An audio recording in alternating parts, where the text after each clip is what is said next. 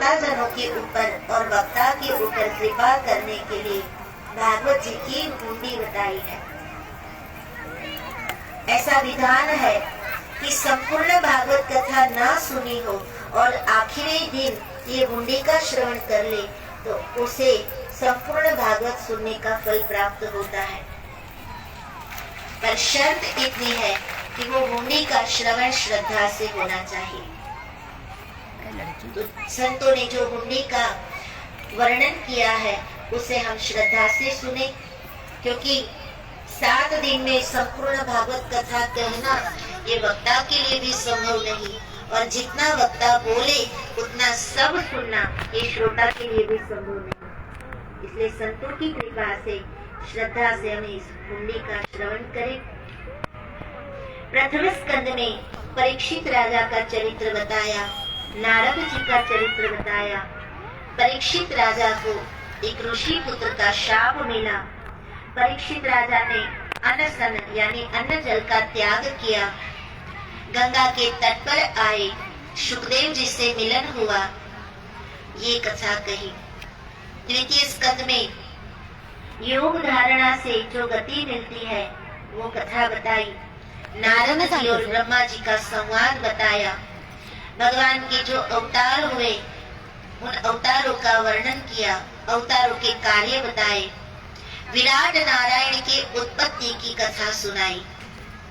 तृतीय स्कंद में विदुर जी और उद्धव जी का संवाद बताया। विदुर जी और मैत्री जी का संवाद बताया। प्रलय स्थिति, गुणों के विकार, स्थूल और सूक्ष्म काल की गति बताई। हिरण्याक्ष का वध बताया। स्वयं मनु और महारानी शत्रुघ्न जी की उत्पत्ति बताई।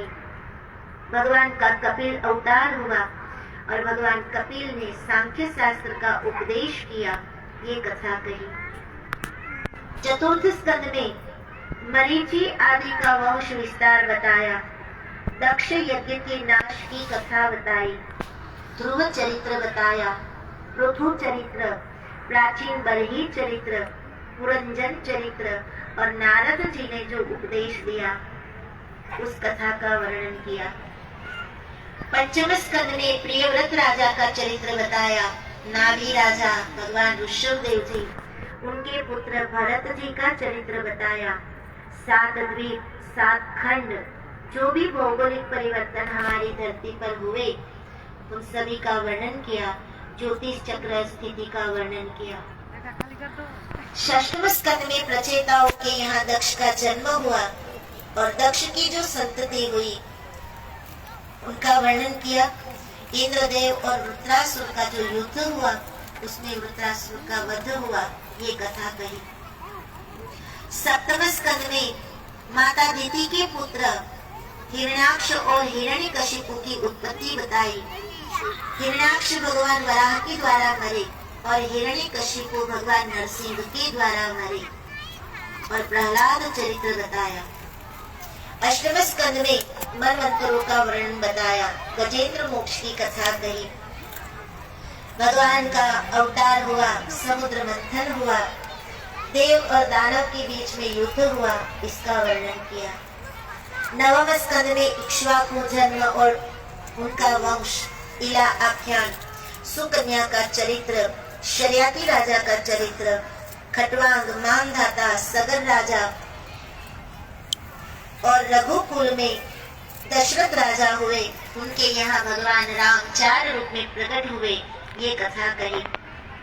निमि राजा का चरित्र बताया। भगवान परशुराम, राजा ऐल, ययाति, नहुष, भरत, शांतनु और दादा भीष्म का चरित्र बताया।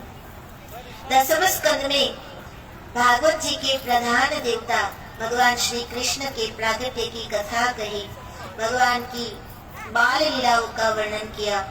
भगवान ने जो जो लीलाएं इस धरती पर कृष्ण रूप में करी उन सभी लीलाओं का वर्णन विस्तार